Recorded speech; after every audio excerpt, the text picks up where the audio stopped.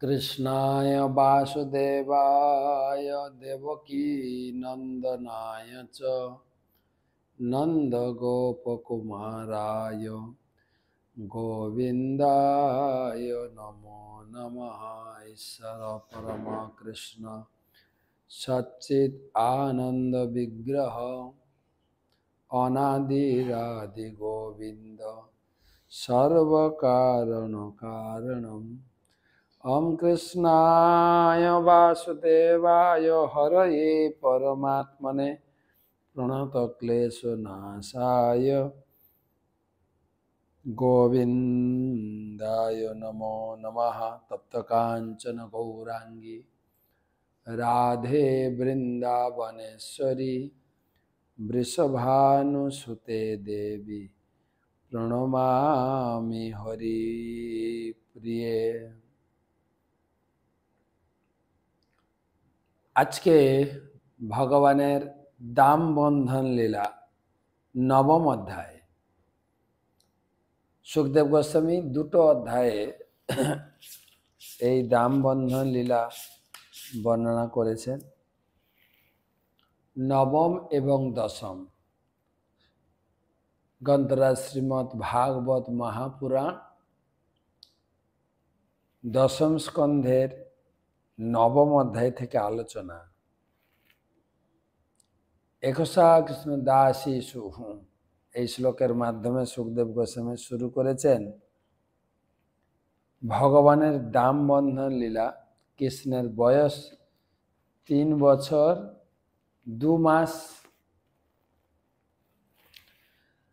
গতকালকে ক্লাসে কৃষ্ণের নটখট চুরি লীলা সম্বন্ধে অনেক কথা আলোচনা হয়েছে, আর গোপীদের বিভিন্ন অভিযোগ শুনে মা যশোদা পরিকল্পনা করেছিলেন যে আমার কানাই আমার বাড়ির মাখন না খেয়ে বাড়ি বাড়ি গোপীদের বাড়ি বাড়িতে চুরি করে কেন খাচ্ছে। নিশ্চয় আমার বাড়িতে যে সমস্ত আমার বাড়িতে দাসীরা মাখন তৈরি করে, তো মনে হয় কানাইয়ের মুখে রুচি হচ্ছে না, তাই আমি নিজে কানাইয়ের মুখে টেস্টি মাখন, মা শিশুদের জন্য সবসময় টেস্টি হেলদি এই চিন্তা করেন।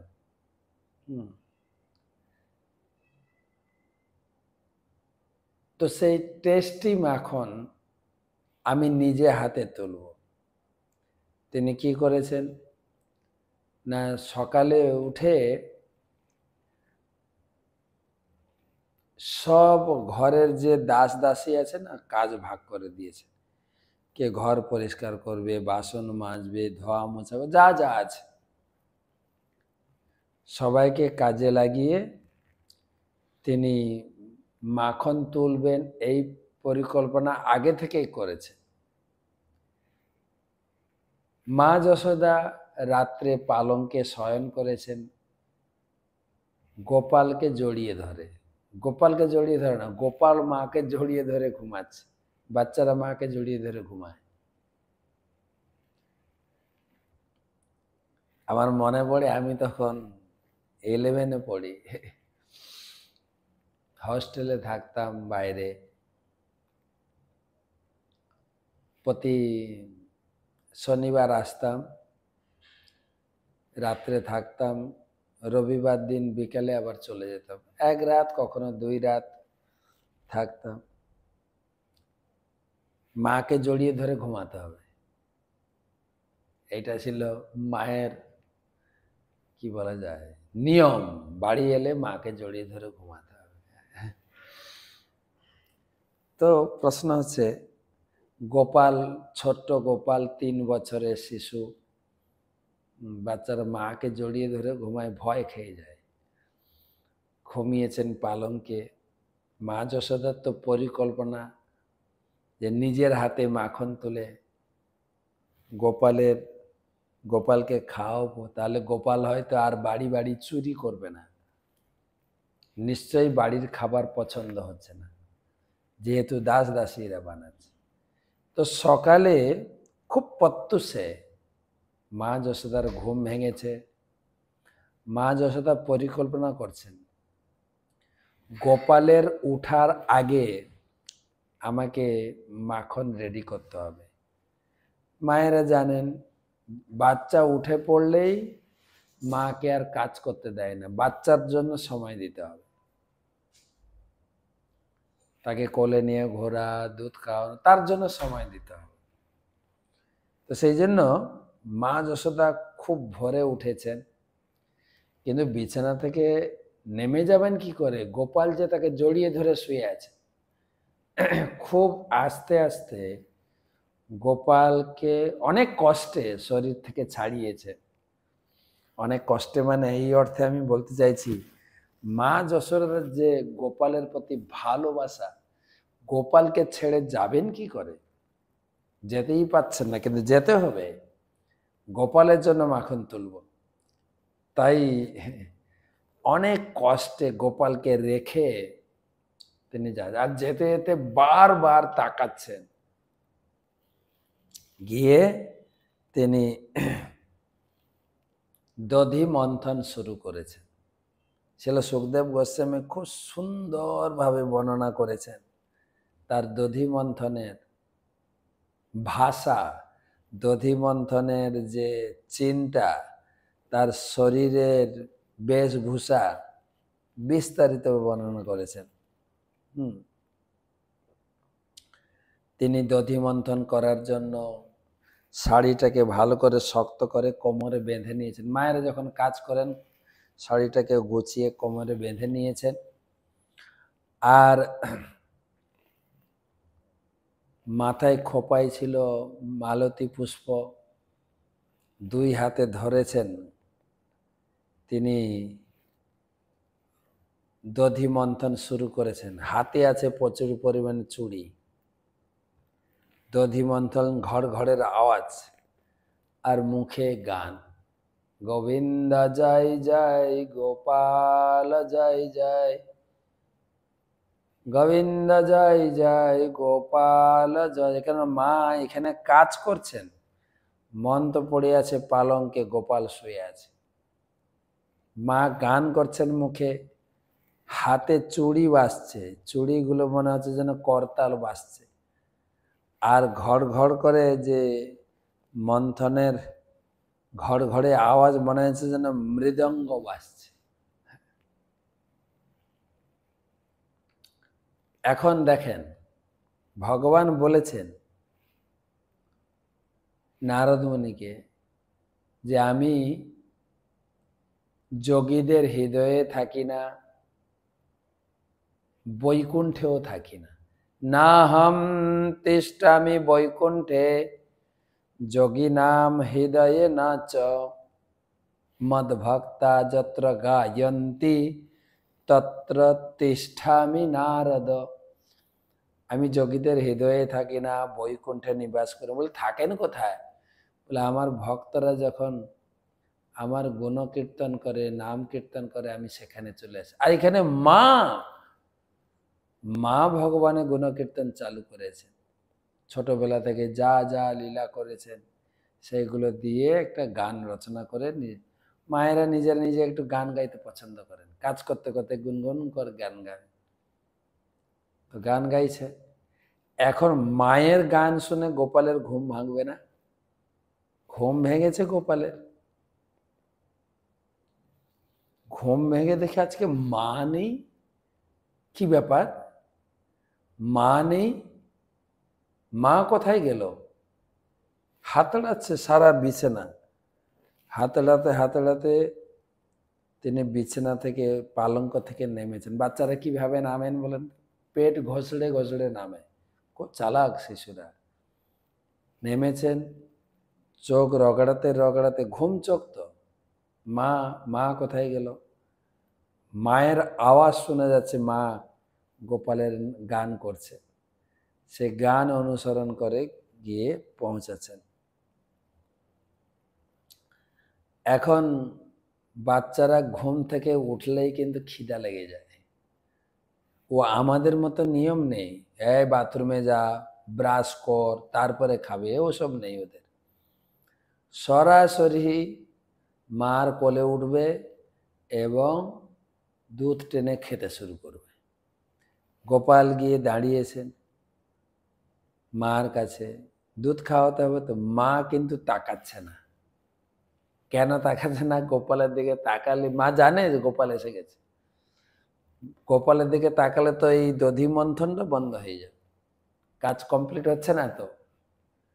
কিন্তু গোপাল কি করলেন, দেখছে মা তো কোনো পাত্তাই দিচ্ছে না।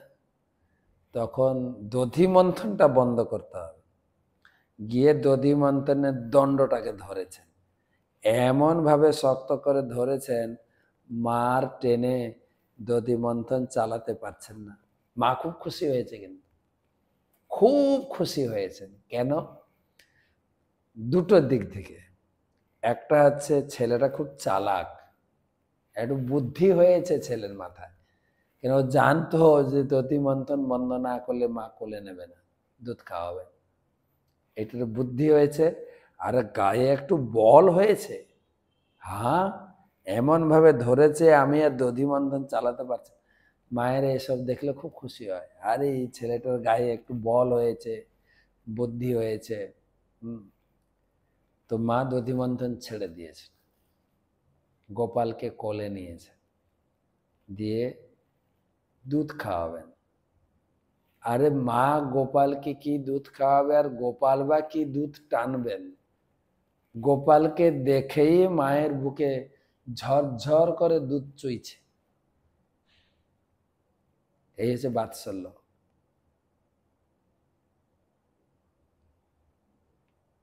শাস্ত্রে বলা হয়েছে বাৎসল্য ভাব। সন্তানের প্রতি বাৎসল্য ভাবে মায়ের বুকে দুধ আসে। শরীরে তো রক্ত আছে, রক্তটা দুধে পরিণত হয় কেবল বাৎসল্য ভাবে। আমাকে একজন আমাদের গুরু ভাই, যার ব্যাঙ্গালোরে বাড়ি, তিনি বলছিলেন তাদের কোনো সন্তান ছিল না। তো তারা বাংলা থেকে একটা ভক্তের বাড়ি থেকে একটা সন্তান নিয়েছিলেন। গরিব লোকের অনেকগুলো সন্তান ছিল, একটা মেয়ে সন্তান নিয়ে যান। আর তারা তাকে একদম নিজের সন্তানের মতো বাৎসল্য ভাবে সেবা করে। তো প্রভু বলছিলেন, যদিও তার গর্ভের সন্তান নয়, মায়ের বুকে দুধ এসেছিল, সন্তানের প্রতি বাৎসল্য ভাব।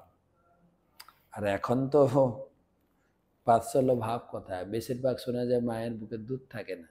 আর এমনি ডাক্তারদেরও কারসাজি থাকে, দুধ বন্ধ করে দেয়। কেন? তা না হলে ওদের বেবি ফুড বিক্রি হবে না তো। কোনো গর্ভবতী মা যখন কোনো ডাক্তারের কাছে যায়, ডাক্তার একদম কিনে ফেলে, এই বাচ্চাটা যতদিন বাঁচবে আমি এর চিকিৎসা করে রক্ত চুষে চুষে খাবো, এমন হয়ে গেছে ডাক্তাররা। তো মায়ের বুকে দুধ হচ্ছে, গোপালকে কোলে নিয়ে মা দুধ খাইয়ে গোপালের মুখমণ্ডল দেখে আনন্দে ভাসছেন। এমনি বাচ্চারা যখন কোলে দুধ খায় না, মায়েদের কি আনন্দ, সে ছেলে হোক মেয়ে হোক, তার মুখমণ্ডল দেখে মা একদম বাৎসল্যে ডুবে যায়। কত কিছু পরিকল্পনা করে, তোকে নামি দামি স্কুলে পড়াবো, তুমি কত বড় শিক্ষিত হবে, তারপরে চাকরি করবে, সুন্দর আমার জন্য একটা বৌমানি আসবে, অনেক কিছু পরিকল্পনা। যখন মা দুধ খাওয়াচ্ছিলেন, তো মা দুটো কাজ করছিলেন, একটা হচ্ছে দধি মন্থন, আর একটা জায়গায় দুধ গরম করছিলেন, যে দুধটা গোপালের জন্য মা নিজে হাতে তৈরি করছিলেন।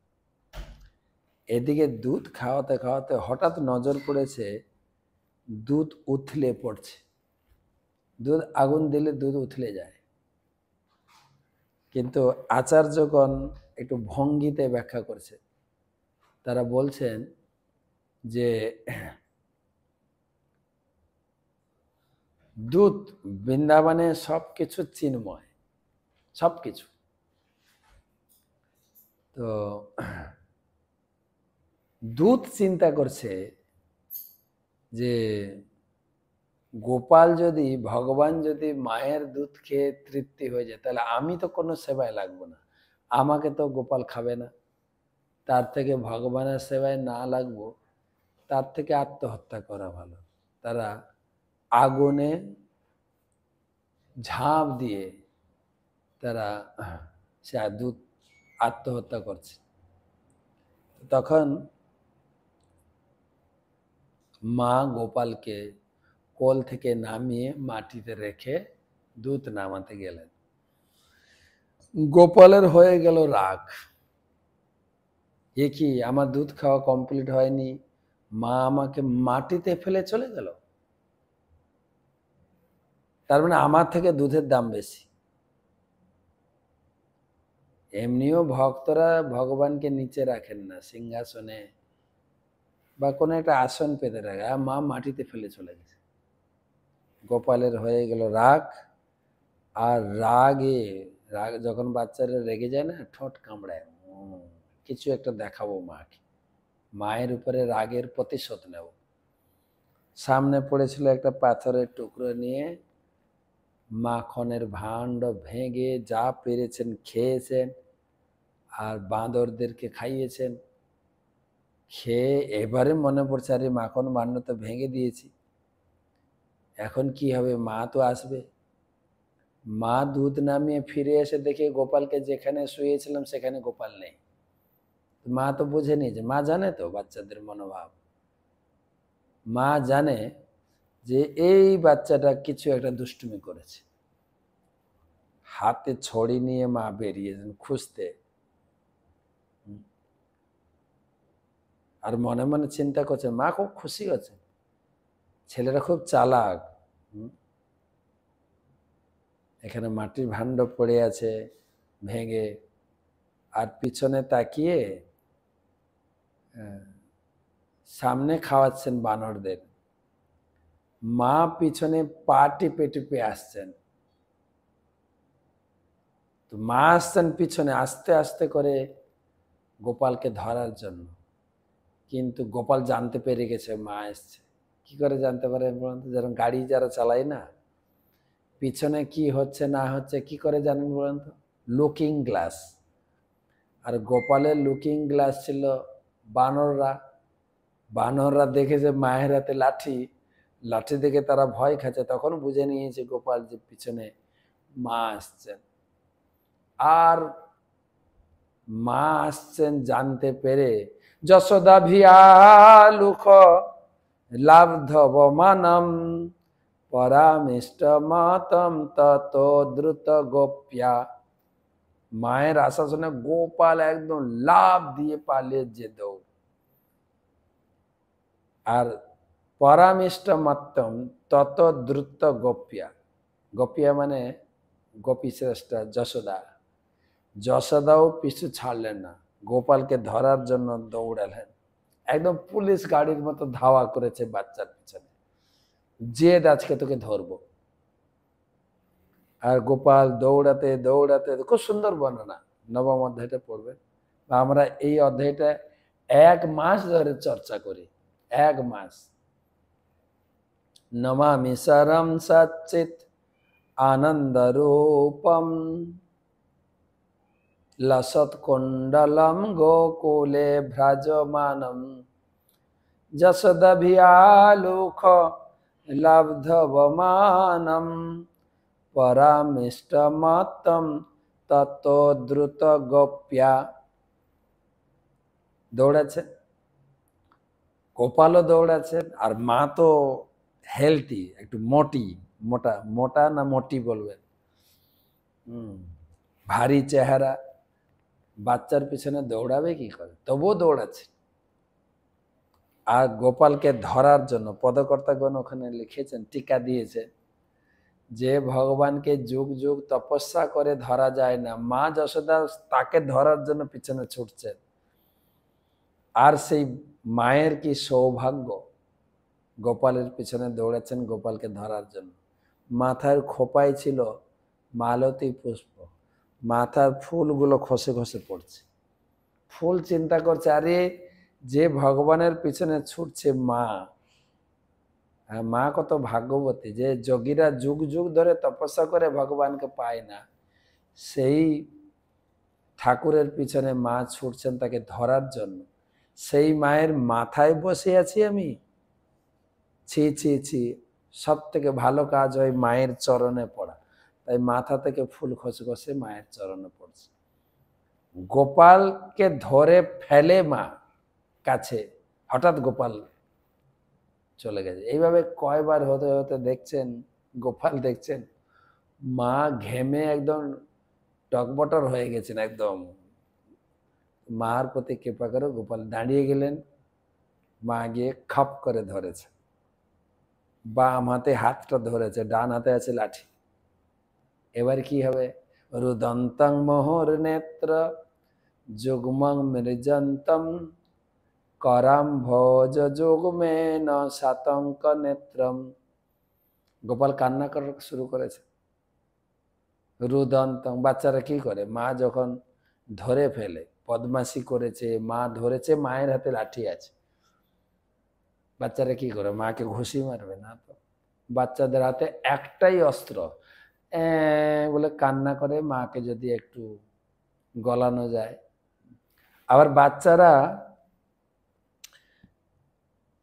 3 রকম কাঁদে বাবা মার কাছে কাজ আদায়ের জন্য, একই রকম কাঁদে না। পদকর্তা তাও লিখলেন সত্যব্রতমণি, রুদন্তং মোহর নেত্র যুগ্মং মৃজন্ত। যুগ্ম আখি, দুটো চোখে, বাচ্চারা দেখবেন এত সরল, করে কাঁদলেই তার চোখে জল এসে যাবে।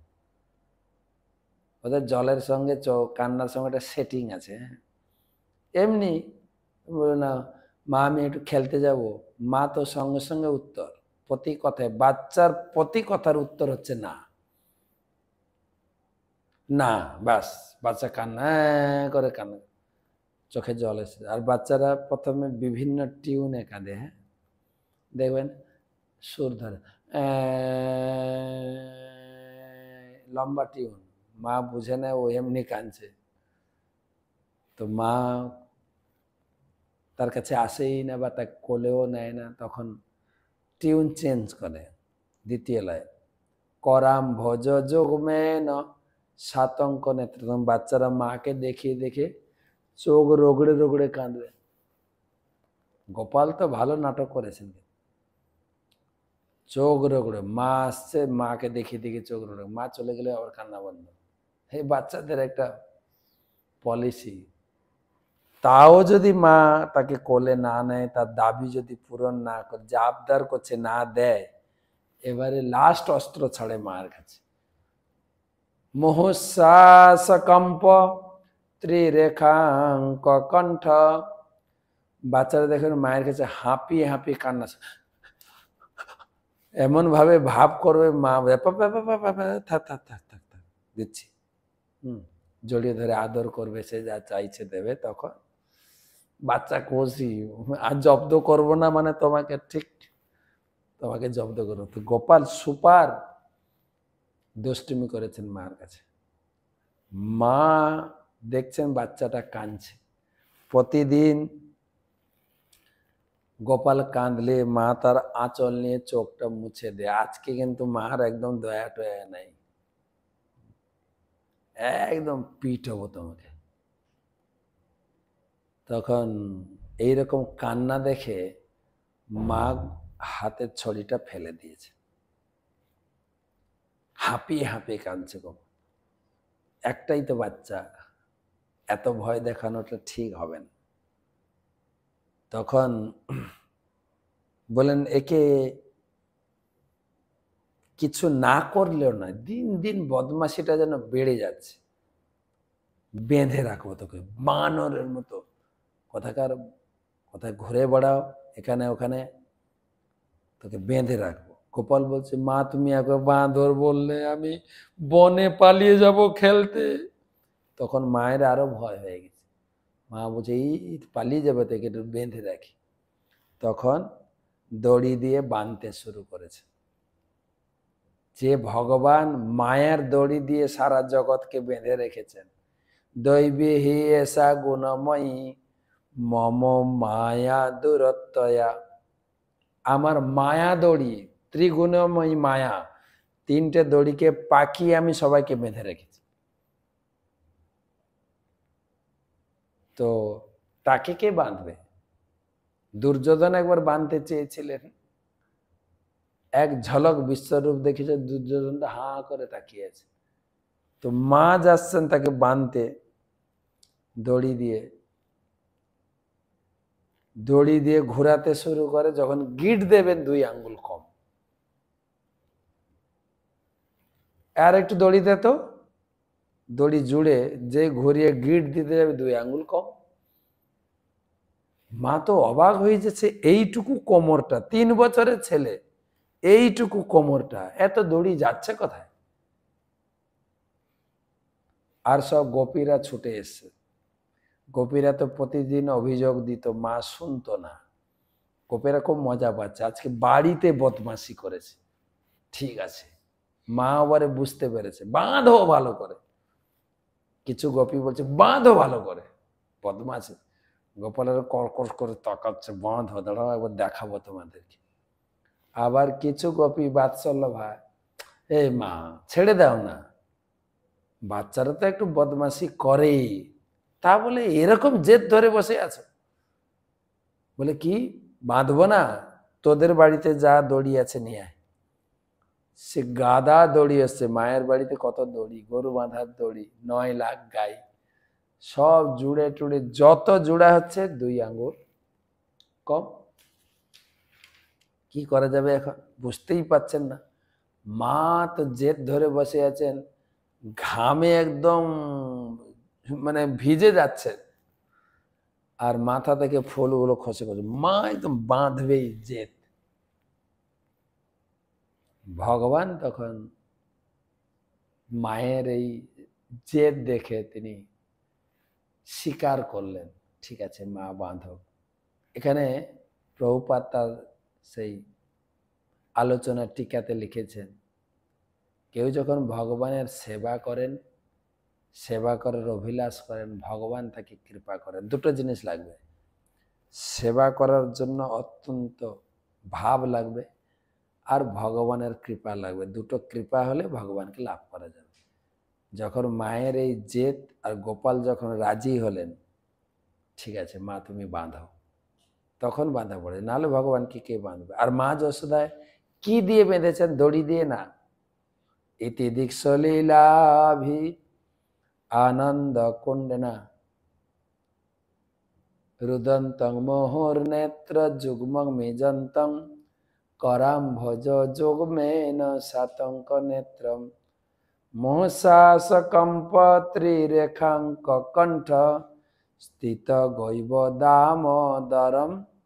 दड़ी बंधन ना कि भक्ति बंधन, भक्ति भक्ति दिए भक्ति दिए मा যশোদা বেঁধেছে। সে দামোদর লীলা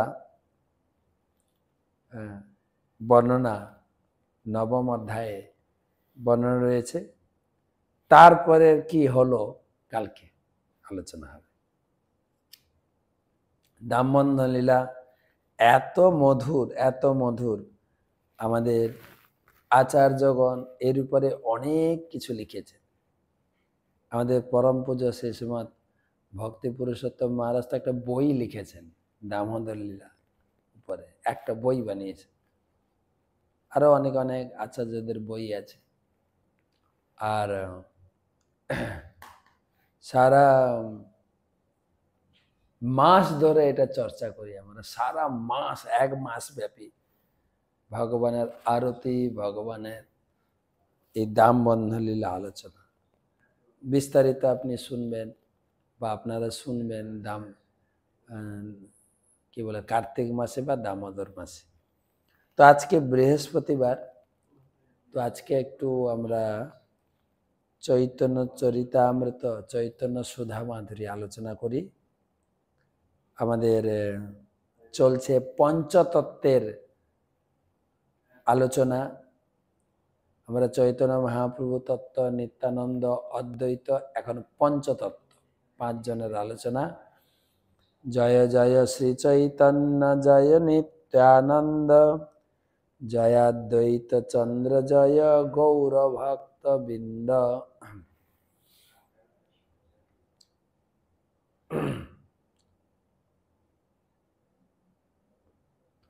নমো বিষ্ণুপাদায় কৃষ্ণপ্রেষ্ঠায় ভূতলে, শ্রীমতে জয়পতাকা স্বামিনিতি নামিনে, নমাচার্য পাদায় নিতাই কৃপা প্রদায়িনে, গৌরকথা ধামদায় নগর গ্রাম তারিণে।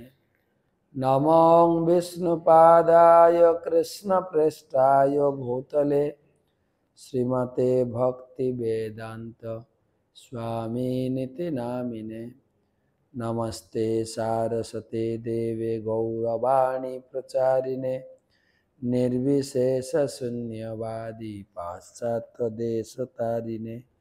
जय श्री कृष्ण चैतन्य प्रभु नित्यानंद, श्री अद्वैत गदाधर श्रीवासदि श्री गौर भक्तविंद। हरे कृष्ण कृष्ण कृष्ण हरे हरे, हरे राम राम राम हरे हरे। श्री चैतन्य चरितामृत महाकाव्य आदि लीला सप्तम परिच्छेदेर आलोचना 18 श्लोक থেকে आलोचना আছে। पंचतत्त्वात्मकं कृष्णं भक्त रूप स्वरूपकं, भक्त अवतारं भक्त्याख्यं नमामि भक्त शक्ति। श्री चैतन्य महाप्रभु पंचतत्व रूपे এসেছিলেন।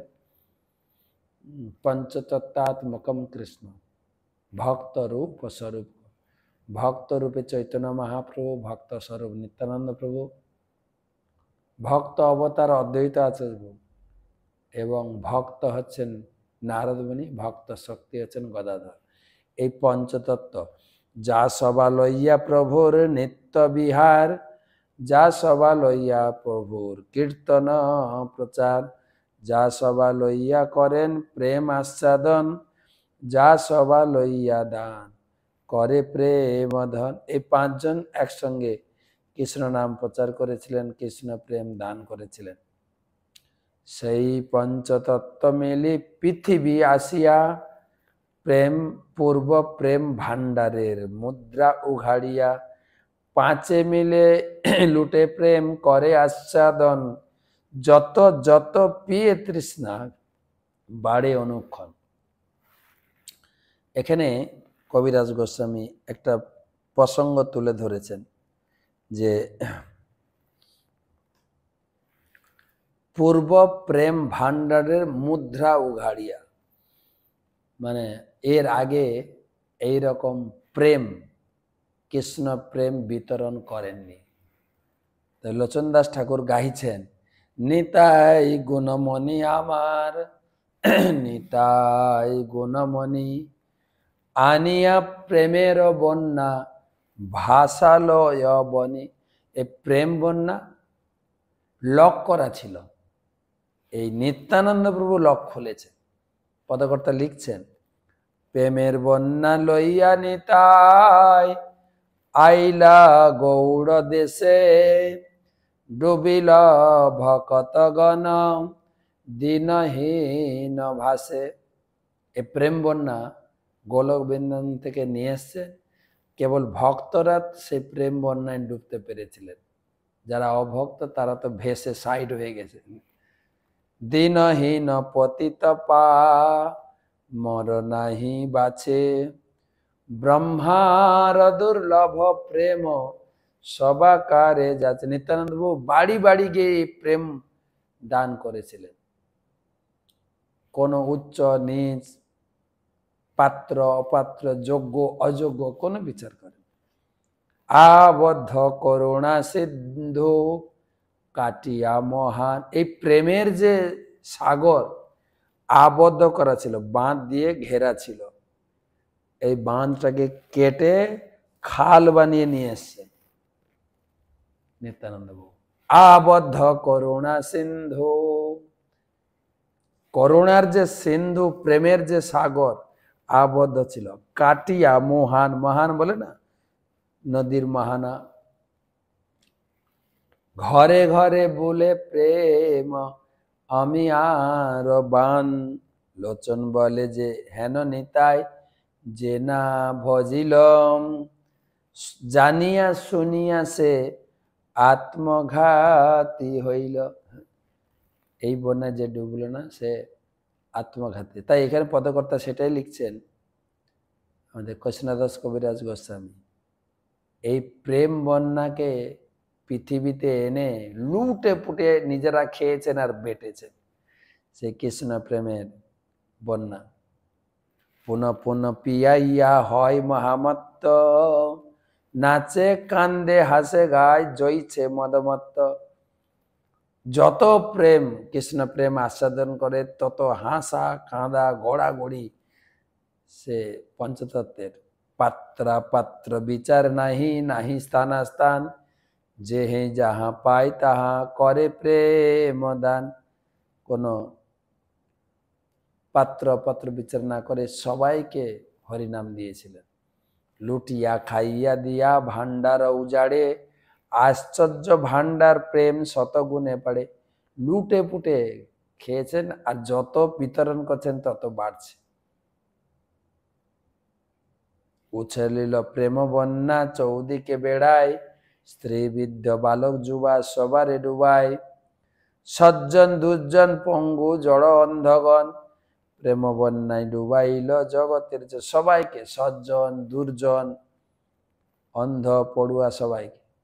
জগৎ ডুবিল জীবের হইল বীজ নাশ, তাহা দেখি পঞ্চজনের পরম বীজ হইল নাশ, মানে আর পুনর্জন্ম হবে না।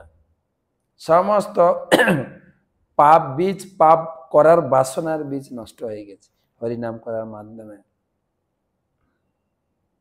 যত যত প্রেম বৃষ্টি করে পঞ্চজনে, তত তত বাড়ে জল ব্যাপে ত্রিভুবনে।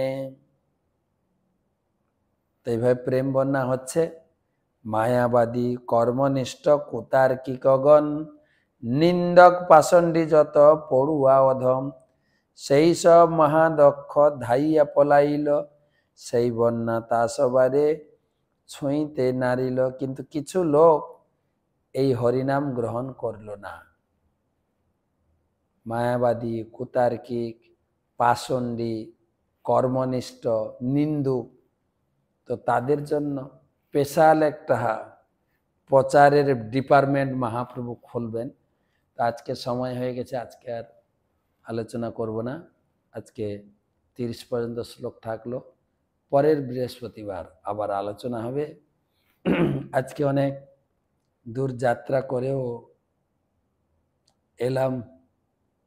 আমরা সেই আগরতলা থেকে এখন রয়েছি কোচিন, পরে দক্ষিণ ভারতের ব্যাঙ্গালোরের কাছাকাছি, যেখানে প্রসিদ্ধ মন্দির গুরুবায়ুর, গুরু এবং বায়ু সম্মিলিত আরাধ্য বিগ্রহ, ভগবানের বিষ্ণু বিগ্রহ। সেখানে একটা আমাদের ভক্তের